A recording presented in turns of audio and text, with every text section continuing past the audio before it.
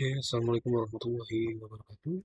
Sebelumnya, perkenalkan saya Satria Pramudia dari UPBJJ Jakarta, Prodi Sistem Informasi.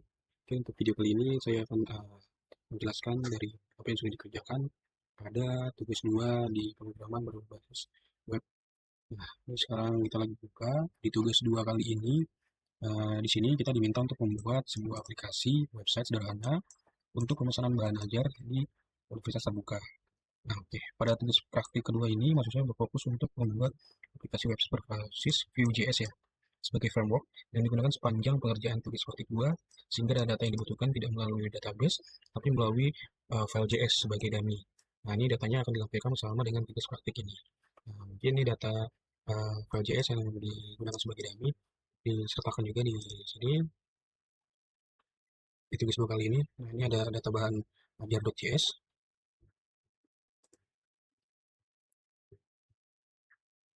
Nah, di sini diminta buatlah dua halaman website yang perlu dikembangkan sebagai berikut. Nah, yang poin pertama di sini kita diminta membuat halaman stok bahan ajar.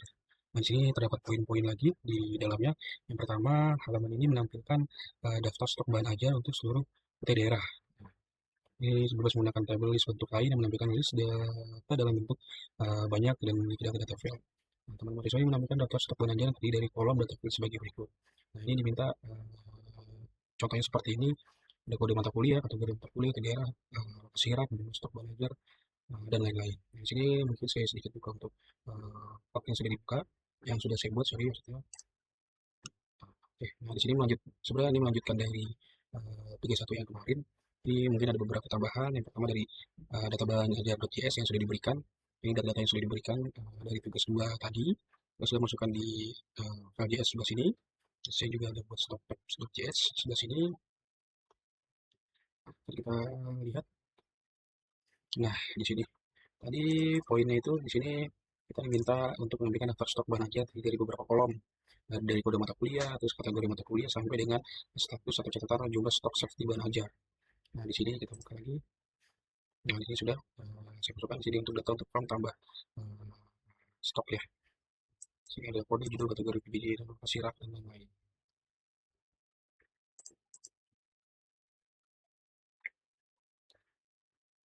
Nah, ini terdapat fitur untuk mengedit stok data bahan ajar. Nah, di sini tadi saya sudah tambahkan ya. Ini yang tadi ada data untuk form tambah stok. Di sini ada form juga menyesuaikan dengan apa yang sudah diberikan dari contoh tersebut. Di sini terdapat fitur untuk melakukan filter dan sort data stok silap bebas menggunakan elemen silap data checkbox. Oke, nah mungkin ini saya sedikit jabarkan dari yang tugas satu. Di sini masih sama untuk list dan lain-lain. Di sini ada perubahan yang pertama di data bahan ajar.js. Saya sudah menambahkan dari data yang sudah diberikan. Di sini juga ada perubahan, ada saya tambahkan dari stock.js dan juga tracking f.js, dan juga ada perubahan sedikit di bagian stok dan juga ada perubahan di bagian tracking. Nah, mungkin sedikit langsung saya buka aja. Kita open Windows Server. Nah, ini masih menggunakan akun data yang tugas satu ya. Saya contoh masukkan punya Pak Agus gitu. Saya hapus sedikit lupa. Coba lihat di data.js. Pinjam punya Pak Agus. Nah, ini dia.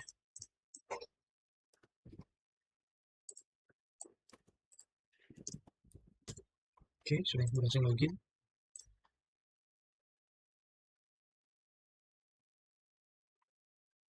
Nah, sekarang kita masuk ke informasi bahan ajar.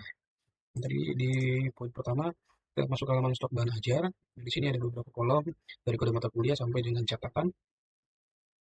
Coba kita lihat di sini. Nah, ini ada dari kode mata kuliah sampai dengan catatan. Nah, ini data yang sekarang ini 4 data. Ini adalah data yang diberikan dari tugas 2 yang dimana ada di sebelah sini di data bahan ajar. Nah, ini ada beberapa data yang sudah diberikan, ada 4 data. Ini seperti ini sudah masuk ke dalam dashboard informasi bahan ajar. Di sini terdapat fitur untuk mengedit stok data bahan ajar. Nah, di sini juga kita bisa lihat. Di sini kita bisa edit nih untuk bahan ajarnya, mau kita edit jumlah stoknya atau untuk raknya atau harga juga bisa sebelah sini. Bisa saya ubah ke 20. Nah, sini juga sudah langsung berubah ya. Kita lihat lagi ada apa lagi tadi. Terdapat fitur untuk melakukan filter dan stok, silakan harus menggunakan mindset dulu, cek dulu. Nah, di sini mungkin fitur yang dimaksud ini untuk melakukan filter ya. Di sini saya sudah buat. Nah, di sini ada filter untuk di mana kita bisa langsung ke memfilter dari objek itu stok menipis atau kosong. Jadi seketika kita klik di sini langsung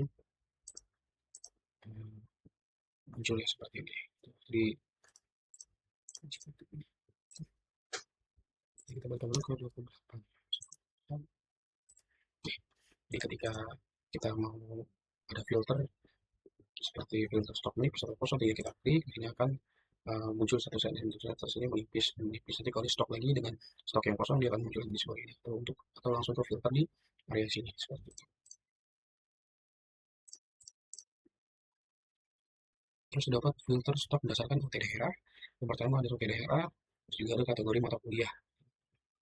Coba lihat lagi. Nah, di sini yang muncul ada PBJJ, kita bisa milih menyesuaikan dengan data yang sudah diberikan seperti itu.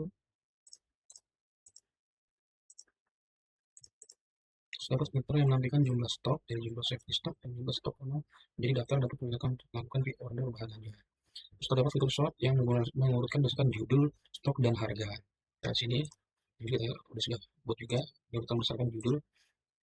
Jadi misalkan judulnya ini menyesuaikan abjad dari B, D, P, dan lain-lain.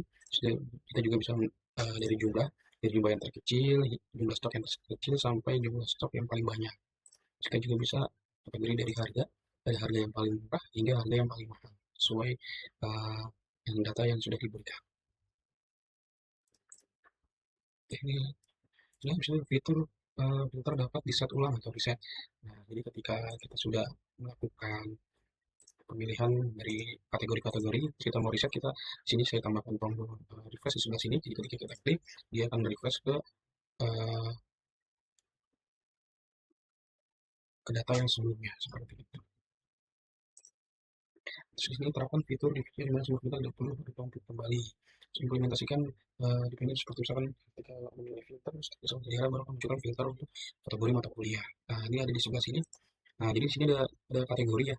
Jadi kalau kita belum pilih OPJJ-nya, di sini kategori akan ter-disable. Kita bisa pilih kategorinya. Ketika kita pilih OPJJ-nya, ada misalkan contoh Jakarta. Nah, di sini akan muncul kategorinya, misalkan kategorinya mata kuliah wajib. Di sini akan muncul ke Jakarta, ke Surabaya, dan lain-lain. Kita bisa pilih. Nah, seperti itu. Kita pilih praktikum, nanti akan muncul di sebelah sini. Seperti itu. Menampilkan status dari stok dan ajar, memberikan status aman dengan menggunakan simbol yang memberikan tanda pesan aman, teks berwarna hijau apabila stok sama dengan safety. Sehingga memberikan status menipis dengan kesan warning dan juga berwarna orange. Memberikan status kosong dengan menggunakan simbol yang memberikan kesan bahaya seperti itu. Jadi kita bisa lihat di hasilnya. Dulu. Nah, di sini akan muncul statusnya aman, menipis. Ketika aman dia akan berwarna hijau, menipis dia akan berwarna kuning. Nah, ketika dia stoknya kosong, kita coba edit di sini, stoknya 0. Di sini akan berwarna merah seperti itu. Kita balik lagi.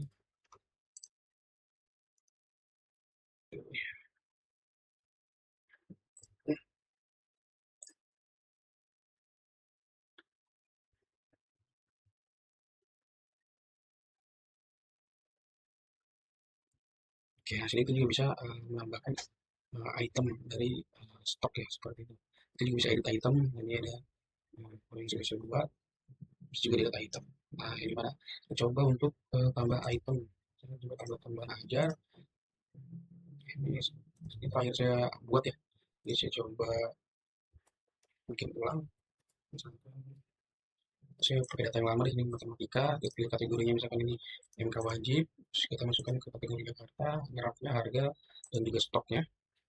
Catatannya kita tambahkan misalkan edisi 2026. Ini berhasil saya tambahkan untuk bahan negara. Dia akan muncul di bawah matematika MK wajib. Statusnya karena dia di bawah safety, karena seperti kita tuh dia stok ada di 10, jadi dia akan muncul statusnya menipis. Dan ketika kita tambahkan di atas 10 misalkan 12, dia akan statusnya menjadi aman.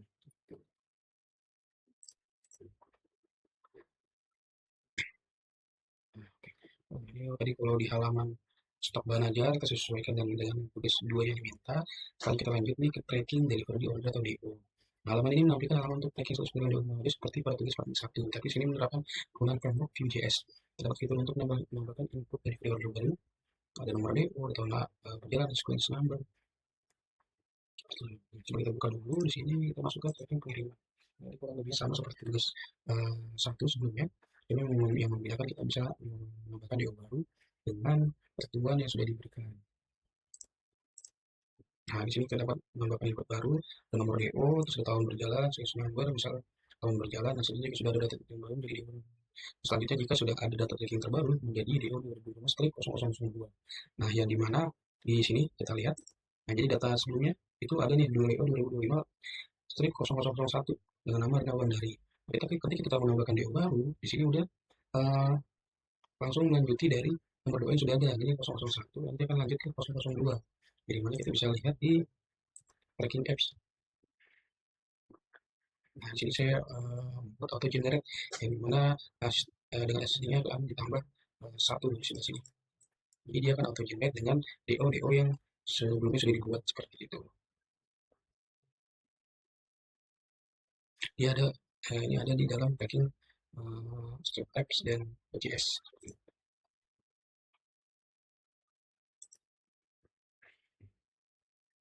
Terus kita lanjut. Nah, di sini ini diisi secara manual oleh pengguna, nama diisi secara manual oleh pengguna, ekspedisi, JNE, regulasi seperti dengan misalkan data pada uji list, sepahan bahan aja kepada pengguna, gunakan tanggal kirim dapat diisi manual atau menggunakan fungsi dates mengambil local time. Nah, total harga mengikuti seperti itu.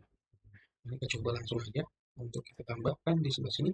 Nah, ini DO-nya langsung auto generate mengikuti DO sebelumnya. Jika mengikuti misalkan 001, di sini akan di 002. Kita masukkan ini contoh saja ya. Ini namanya nama saya Satria. Terus di ekspedisinya kita pilih reguler, pilih paketnya. Nah, ini ada paket IPS dasar, paket IPA dasar. Nah, di sini tuh mengikuti dari data yang sudah diberikan pada tugas 2, itu ada di sini. Itu bahan atau bahan ajar. Nah, di sini ini data yang sudah diberikan dari tugas 2 seperti itu. Terus kita bisa pilih tanggal kirim. Contoh kita pilih aja hari ini. Nanti tinggal kita tambahkan di baru. Nah, ini akan muncul pop-up data berhasil disimpan. Nanti akan muncul di sebelah sini. Nama saya Satria, revisi reguler, dengan harga yang sudah ditentukan. Nah, ini kan saya membuat di 002. Nanti ketika kita mau bikin lagi, ini udah auto generate, dia akan masuk ke 003 seperti itu. Nah, untuk di tracking delivery tadi itu kurang lebih sudah menyesuaikan dengan apa yang diminta.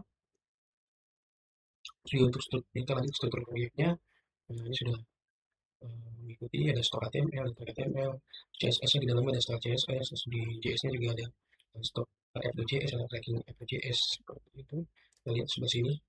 Nah, ini style CSS juga di dalam folder CSS ada style CSS, di dalam folder JS ada gambar-gambar dari tugas satu sebelumnya. Terus di folder JS kita ada juga data banjir ajar yang sudah diberikan, terus ada stock app.js, terus juga ada tracking app.js, terus juga di dashboard ada stok, ada juga tracking foldernya sudah di luar ya untuk yang HTML ini. Ini sudah menyesuaikan dengan struktur proyek yang sudah diberikan dan juga poin-poin yang diminta dari tugas 2 kali ini seperti itu. Dan tampilannya juga sudah menyesuaikan dengan apa yang diminta dari fungsi bahan aja sampai juga tracking pengiriman seperti itu. Mungkin dari saya cukup, kurang lebih yang mohon maaf. Wassalamualaikum warahmatullahi wabarakatuh.